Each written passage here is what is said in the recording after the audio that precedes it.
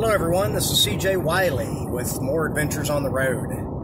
A couple days ago I talked to an old road partner of mine who was definitely one of the best hustlers and gamblers of all time. His name is Weldon Rogers. He went by JR Weldon. A lot of people know him, I guess.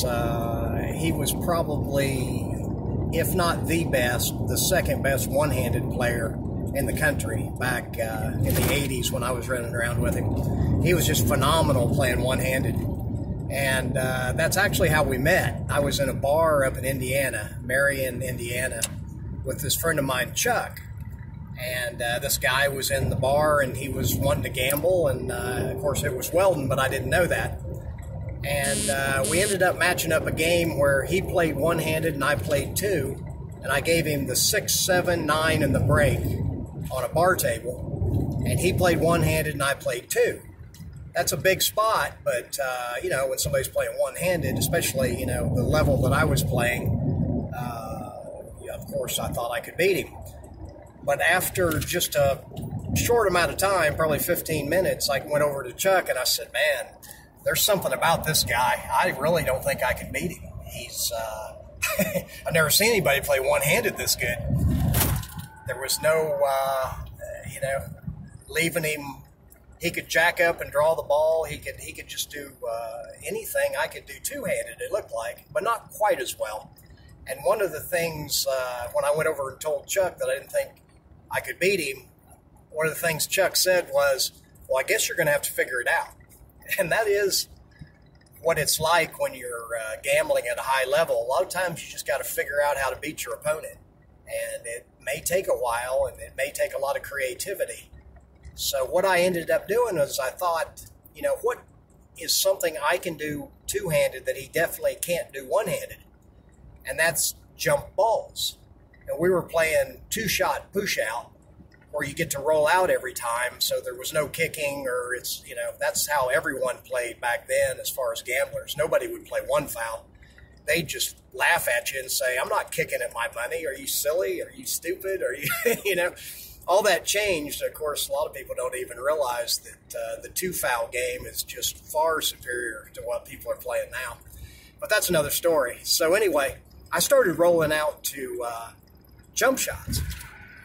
Well, he let me shoot them, of course, and I would jump over the ball, make them, and run out. And then it got to where when I rolled out to the jump shot, he knew I could make it. He couldn't, so he would re-roll out because that's the only thing he could do. But then he's at a real disadvantage because there was definitely, it was definitely hard to roll out to me playing two-handed on a bar table because of my shot-making ability.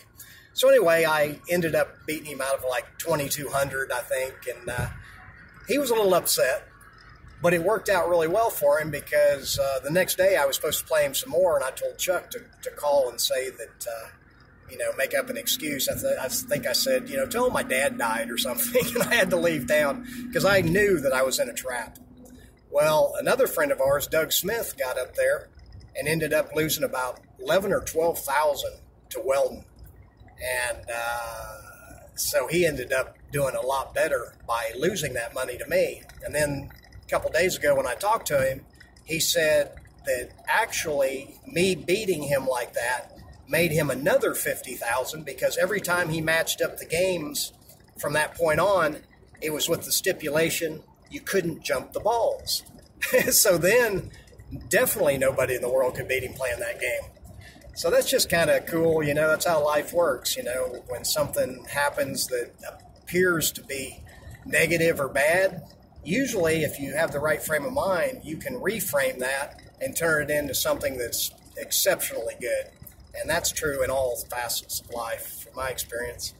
Anyway, this is CJ Wiley. If you like my road stories, go to cjwiley.com and join my website where I tell you the secrets that I learned from guys like Weldon and Omaha John and Dalton Leone and some of the greatest road players that ever lived. And that can be learned by watching my videos. I got about over 12 hours of videos on there now, and there's no fluff. It's the real deal. So I hope you can join me, and until next time, I'll talk with you then.